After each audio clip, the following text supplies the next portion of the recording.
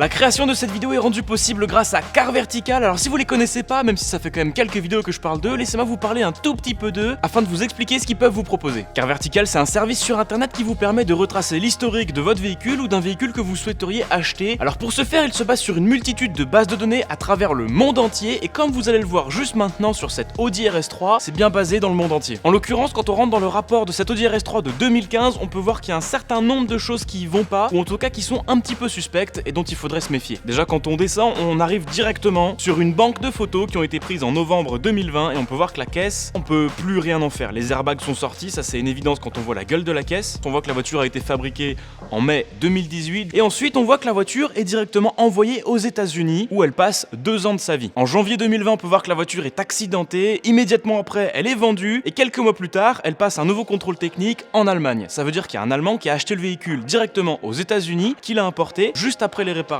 elle a été revendue à un Français. Ça signifie que sans le savoir, vous en France, vous pouvez acheter une voiture qui a été endommagée aux États-Unis et là en l'occurrence, c'est pas n'importe quel genre de choc puisqu'on voit que les réparations ont été estimées entre 20 et 30 000 $, ce qui est quand même assez élevé et vraisemblablement depuis son achat en France, c'est le même propriétaire. Peut-être qu'il est pas forcément au courant que la voiture a été accidentée avant qu'il l'achète. Donc si ce genre de service peut vous intéresser, n'hésitez pas à aller voir le lien qui est directement en description ou à utiliser le code PDLV qui est juste en bas de l'écran. Allez, retour à la vidéo, je pense que ça va vous plaire, on va bien bricoler cette petite 106. Mesdames et messieurs, bonjour, j'espère que vous allez bien. Aujourd'hui on se retrouve sur la Peugeot 106 Vulcan. Vous l'avez vu dans l'épisode précédent, je vous ai laissé sur un moteur dans une voiture, mais qui est pas du tout prêt à démarrer. Il y a beaucoup de petites modifications à faire autour du moteur, sur le moteur, et le faisceau à finir de brancher. Le truc numéro 1 que j'ai envie de régler sur cette voiture-là avec vous, c'est ça. Ça, c'est le support de câble d'accélérateur. Là, tu vois, il va y avoir un problème qu'on peut appeler conflit d'intérêt entre le câble d'accélérateur et le capote. Non. Alors il y en a plein dans l'épisode précédent qui m'ont dit fais une réhausse de capot comme sur les Civic et tout, là tu rehausses le... Oui, mais t'imagines la hauteur qu'il faut rajouter pour que ça puisse fermer? Donc non, on va modifier le câble d'accélérateur ainsi que son support en virant complètement ce truc là en plastique. Pourquoi je veux le virer? Parce que ici on a des entrées, des dépressions, Bon ça il faut y enlever parce qu'on n'en a pas besoin. Ok, donc là faudrait juste faire une petite plaque en alu, carré, pâte à joint, point barre, juste pour boucher ce trou là, c'est tout. Est-ce que le capot ferme? Tentative numéro 1. Oui, il faudra je pense venir fabriquer un support pour quand même tenir le câble là, genre une petite patte en alu qu'on viendra fixer quelque part, mais en gros ce sera comme ça, au lieu d'être comme ça. C'est pas du plug and play à 100%, mais moi content. Du coup, pour fabriquer la pâte, c'est très simple. Tu prends un bout de ferraille, tu le perds, tu le coupes, tu le plies, tu te rends compte que ça marche pas, donc tu recommences tout. Quand ma petite pâte, on la met en butée, le trou ici tombe pas du tout en face du papillon et le câble se met de travers. 20 minutes later. On a refait une pâte. Elle est en gros plus courte. Bon, elle est mieux. Voilà, elle est mieux. Du coup, le truc, c'est que maintenant, ça tombe pile poil en face du câble. Et ici, il faudrait mettre un petit rilsan pour tenir ce truc-là et pas que le capot vienne appuyer dessus. Mais là, on est quand même sur un montage assez propre pour un truc qui, je le rappelle, n'est pas du tout d'origine. Maintenant, j'ai une très bonne nouvelle. Ce matin, je suis allé chercher les joints d'admission. Ça veut dire qu'on va pouvoir tomber le collecteur d'admission, mettre un joint entre la culasse et le plénium, fabriquer les joints des papillons parce que je sais pas pourquoi ils les avaient pas. Donc, ils m'ont filé du joint à découper nous-mêmes. Il faudra qu'on fabrique 2 petits joints, un entre le plénium et la cale et un entre la cale et le papillon. Après, on remonte le tout, on met de l'huile dans le moteur, on bidouille un peu le faisceau et on pourra peut-être la démarrer avant ce soir. Et je pense que c'est dans peu de temps parce qu'il est déjà 17h44. Mec, je suis un peu... ça y est quoi, on y est hein. C'est un truc de ouf. Ça fait des mois que je me branle dessus, ça y est, elle est là. Bref, tout ça pour dire que je fabrique mes joints d'admission et que je les pose sur la voiture. Ok, donc on a fait nos petits joints d'admission, on va commencer par installer celui-là, qui doit aller dans ce sens-là. Du coup, on a nettoyé le plan de joint. Puis après, c'est pas très compliqué, hein. Il s'agit de visser tous les écrous à un certain couple donné que je n'ai pas, donc ce sera à peu près serré correctement. Puis voilà, quoi, là, ça va être chiant, hein. Ça va être 10 minutes de moi qui passe mes doigts derrière le moteur. Faut passer par là, quoi. Ensuite vient donc le moment où je badigeonne mes nouveaux joints d'admission avec de la pâte à joint périmée. Je vous la mets dans le mille, ça fuit, et dans la prochaine vidéo, on va remplacer ces joints de merde. Oh non, j'ai vu. Oui, en plus d'avoir des joints pas étanches, j'ai foiré le filetage dans la cale rouge derrière. 2 hours later.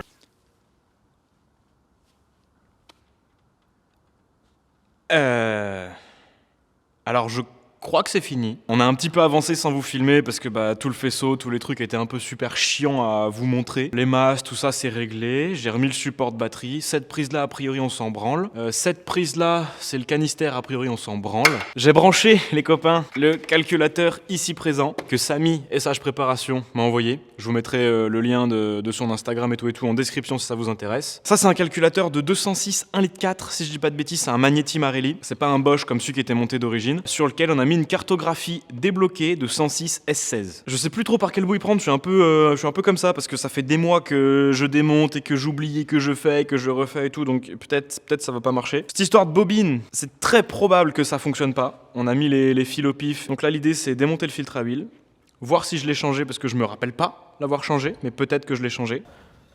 Alors pas du tout, mais alors là, mais pas du tout. Oh la vache. Bon j'ai bien fait d'aller acheter un filtre.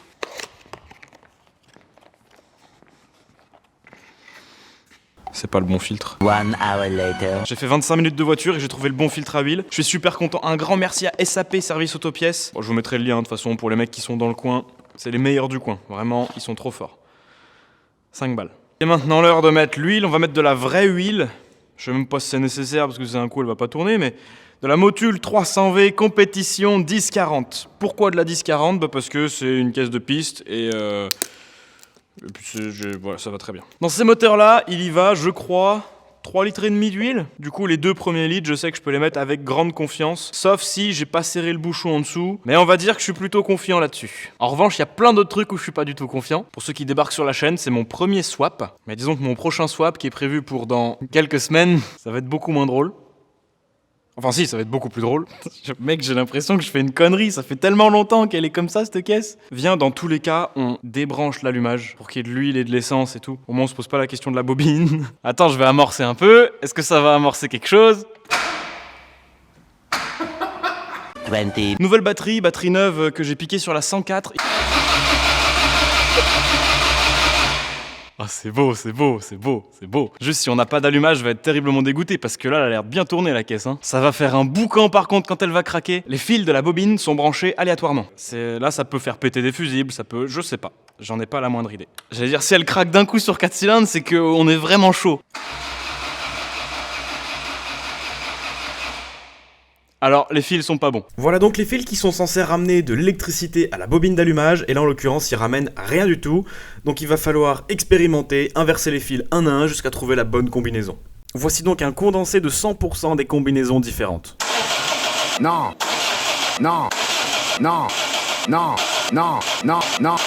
Là, vu qu'il n'y a aucune des 9 combinaisons possibles sur les 3 fils de bobine qui fonctionnent, ça veut dire qu'il n'y a quand même pas d'allumage. Donc, plusieurs solutions.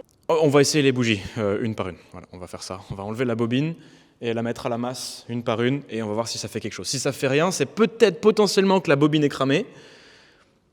Non. Aucune étincelle. On finit par se dire que c'est la bobine qui est cramée, du coup par chance on a toujours le berlingot qui a le même moteur, du coup on démonte la bobine de la 106 et on la monte sur le berlingot. C'est pas la bobine. Fais chier la bite. Ouais. Après 3 heures de recherche de panne, je finis par me résigner et j'appelle Samy. Et ben en fait tu le mets sur le fil 4 de la prise. Oui, ce qui est sur la culasse. La culasse, Ah oui, qui est sur oui, la culasse. alors, Et parasite, puis fil 1 et 2, de toute façon quand elle va tourner comme une patate, il y a juste à inverser les deux et voilà. Ok, et en fait ça voudrait dire que ce qui est sur la culasse c'est juste l'antiparasite et c'est pas... et du coup c'est pour ça que c'est sur le plus et du coup c'est pas une masse. Voilà, c'est pas une masse. Parce que là en fait en gros ton plus il va directement au châssis en fait. Ouais, logique. Donc ça craquera jamais comme ça quoi. Samy a l'air trop sûr de lui, j'avoue que c'est un petit peu énervant, mais on va essayer ce qu'il nous raconte. Samy, je t'aime. Voiture démarrée, 4 cylindres, t'as vu le ralenti mec? Propre, net, 1000 tours. Je mettrai tous les liens vers les réseaux sociaux de Samy en description, il a fait déjà plein de fois ce swap là, des swaps turbo, etc. Bref, aujourd'hui on a donc une voiture qui tourne, qui tient un ralenti et on est super content. Malheureusement, notre super content test ne va durer que 27 secondes.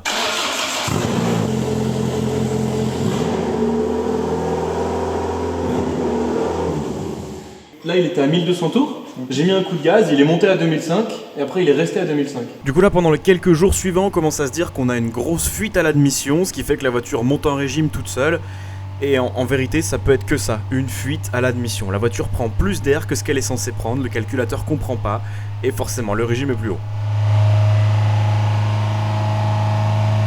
Bon, on a beau mettre du start pilote, le ralenti ça en bat les couilles, elle monte toute seule en régime, le start pilote ne change rien, c'est pas ça le problème.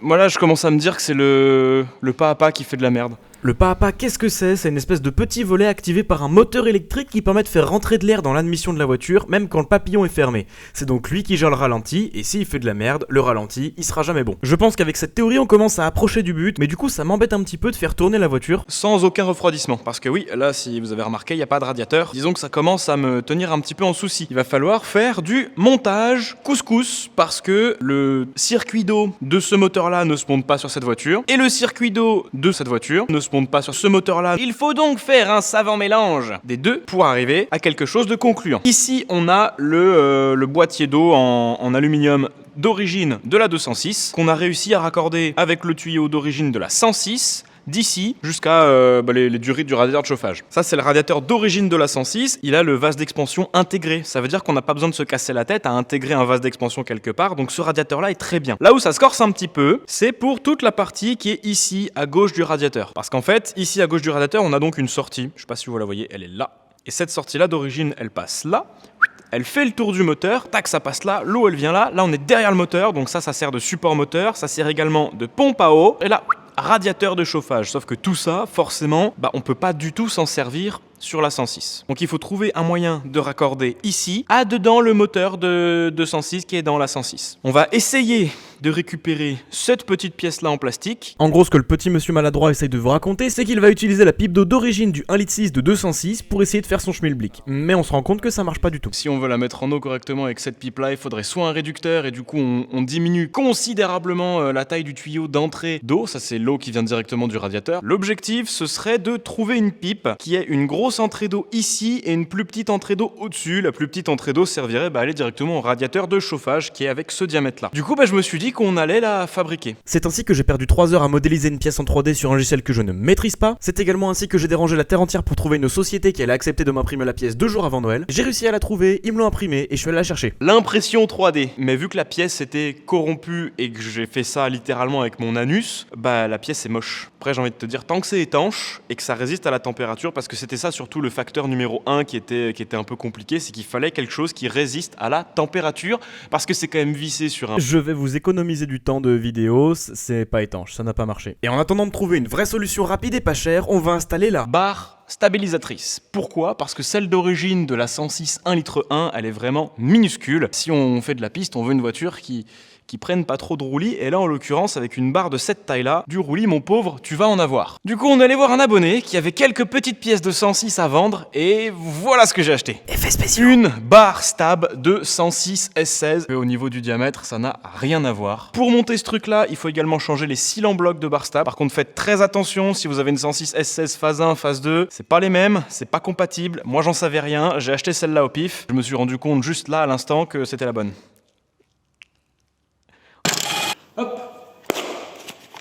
J'ai voulu faire un truc un peu stylé, puis en fait j'ai rien filmé, du coup je vous informe que j'ai monté la barre stab. J'ai également mis des biellettes de barre stab neuves, et j'ai remonté les triangles, les cardans, et impeccable. Et pour ceux qui n'auraient pas encore saisi à quoi va servir la 106, elle rejoindra très rapidement la flotte de Vulcan. Et d'ailleurs Vulcan, qu'est-ce que c'est ? Et ça tombe bien que vous vous posiez la question, parce qu'aujourd'hui je suis avec le rédacteur en chef de Vulcan Magazine, Sylvain, bonjour.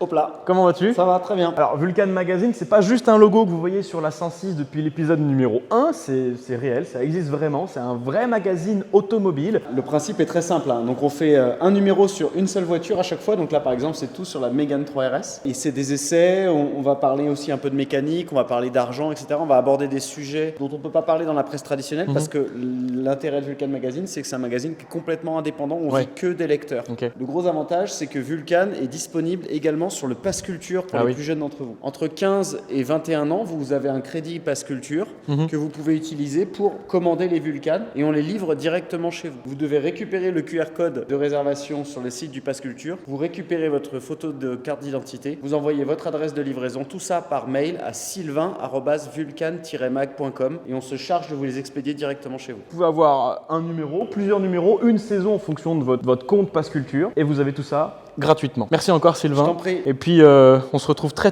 vite sur le circuit avec la 106, elle est presque terminée. Quasiment fini. Du coup, en attendant de recevoir la solution pour la nouvelle pipe d'eau, je continue la modification de la façade pour loger le radiateur. Pas si mal. Une patte là.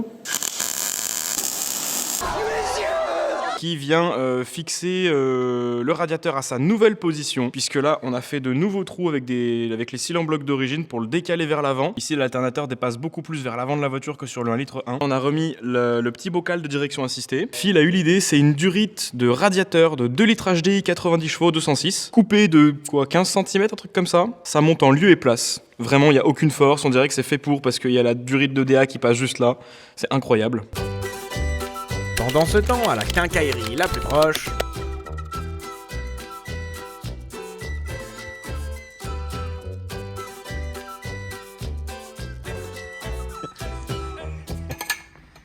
Aluminium. Bref. En gros, faut couper une petite longueur.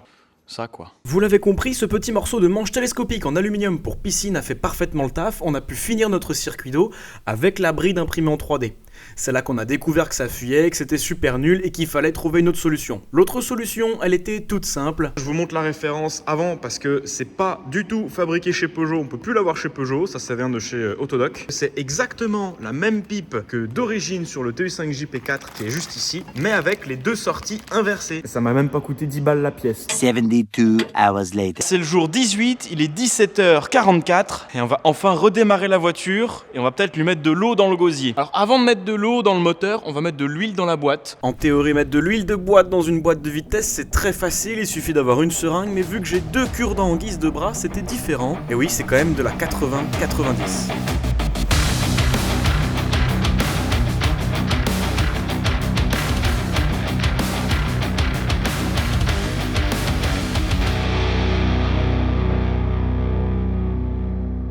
La pièce achetée sur l'Autodoc était parfaite, on a pu remonter le circuit d'eau, la mettre en eau, c'est étanche. Maintenant il faut donc terminer cette putain de face avant, parce qu'il faut la terminer.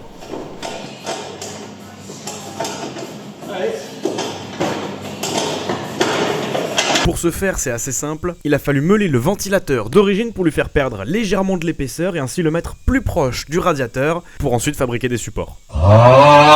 Pouah, les amis, il vient de s'écouler 2 heures et franchement j'ai fait un boulot super propre. Il faut absolument que je vous montre ce que j'ai fait et comment je l'ai fait. J'ai soudé des petites pattes qui sont percées pour permettre de recevoir du coup les fameux petits cils en bloc. Voilà, donc ça ressemble à ça. Ici on a un cil en bloc qui sert à tenir le radiateur. L'idée c'est de faire un cordon dessus et un cordon dessous. Je pense qu'on aura pas mal de rigidité et ensuite on reprend ici les 2 fixations d'origine pour le ventilateur en sachant que la façade elle est où elle est là. Je l'ai modifié un petit peu pour permettre au cil en bloc d'aller un peu plus bas. Comme ça le ventilateur est un peu plus bas.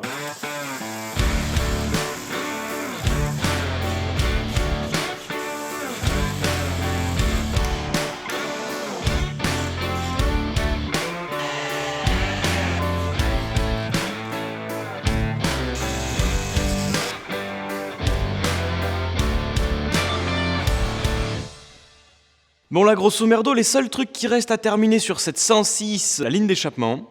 Mais ça sera pas possible dans cette vidéo parce qu'on est le 29 décembre, j'ai plus de gaz dans ma bonbonne et j'ai pas de tube. Faire un shifter, parce que là actuellement on peut pas passer de vitesse vu que le shifter n'est pas opérationnel. Je sais pas si vous en souvenez, mais il y a quelques années maintenant, je vous ai présenté une espèce de petit tuto où j'installais un short shifter sur une 206. Vous avez été, je pense, des centaines à faire ce montage-là ensuite. Et ben figurez-vous que la solution que je vous proposais maintenant, c'est la même chose, mais version 100% gratuite. Et vous savez, régulièrement, je me plains sur la chaîne en disant « Putain, j'ai pas assez de lumière dans mon atelier ». Là on est bon. Dans l'idée, voilà à quoi ressemble un shifter une fois démonté. Donc ça ici c'est le point de pivot et ici c'est là où vous avez votre pommeau. Et la tringlerie est raccordée juste ici jusqu'à une espèce de bouboule qui va commander l'intégralité des 3 biellettes de commande de boîte. L'idée ici ça va être de sectionner ici, rallonger de 1,5 cm, 2 cm en venant souder une espèce de petite tige en acier. Et en fait l'idée c'est exactement comme les short shifters, le fait de rallonger cette distance en dessous du point de pivot, ça va raccourcir la distance en haut au niveau du pommeau de vitesse. En fait, une fois qu'on s'est soudé, on peut faire tout ce qu'on veut. Je peux venir, par exemple, enlever le coude juste ici, mettre une partie droite, enfin bref. Tout en gardant le point de pivot en téflon d'origine. Et ça, c'est vraiment stylé.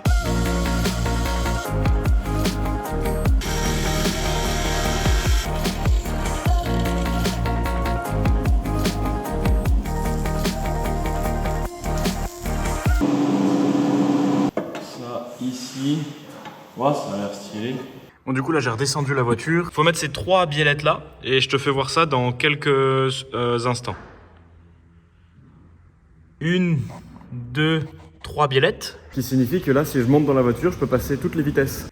Première, deuxième, troisième, quatrième, cinquième, marche arrière. J'ai envie de me branler. Et pendant ce temps-là, n'oublions pas que la voiture ne tient toujours pas le ralenti correctement et qu'elle monte toute seule en régime. Il y a toujours un problème de pas à pas et on va explorer cette piste maintenant.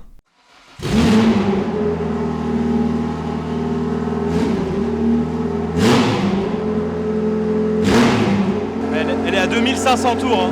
Toujours dans un souci de vous proposer une vidéo qui ne dure pas 4h30, voilà donc un rapide condensé du problème de ralenti. En gros, sur un papillon mécanique, lorsque la voiture est au ralenti, le papillon est totalement fermé, il n'y a donc aucun air qui peut rentrer à l'intérieur du plénium. Pour obtenir donc un ralenti, on a forcément un circuit d'air secondaire dans lequel le petit moteur pas à pas va intervenir. Globalement, comme je l'ai dit en début de vidéo, il intervient comme un tout petit volet qui va laisser passer de l'air ou non en fonction du régime qu'on veut. Le souci ici, c'est qu'on a mis un pas à pas de 1,1 litre sur un papillon de 2 litres. Ils ont pas du tout la même tête et forcément l'étanchéité n'est pas du tout la même. Autant vous dire qu'avec le pas à pas de 1,1 litre, il y avait absolument aucune étanchéité et l'air passait sans aucune restriction. On avait donc de la chance d'avoir un ralenti stable, mais ce qui explique pourquoi la voiture montait dans les tours toute seule. On a donc branché le pas à pas de 2 litres et là... Putain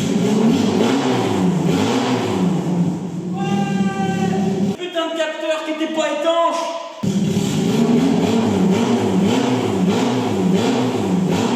Ah ouais.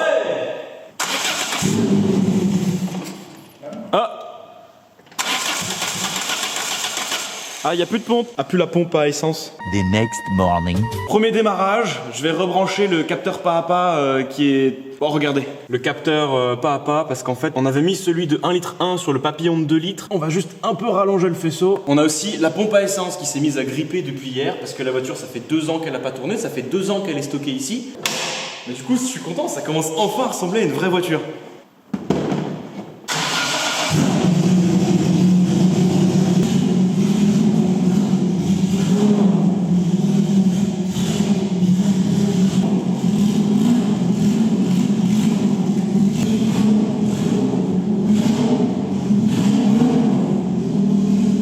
Revoir le cap d'embrayage parce qu'il force un peu bizarre. On verra aussi avec une ligne d'échappement parce que là je peux pas entendre les bruits pour des raisons évidentes. Mais putain, t'imagines, elle est partie de là et puis elle est là, toute seule. Et ça c'est génial, putain. Bon, là je suis trop excité. Vous allez voir la suite au prochain épisode. On va se focaliser forcément sur la ligne d'échappement, sur tous les petits détails et puis tout l'intérieur. Et après on pourra aller rouler avec la voiture, lui passer le contrôle technique. Et ça c'est incroyable. Merci d'avoir regardé cette vidéo, je vous fais des gros bisous. À la semaine prochaine.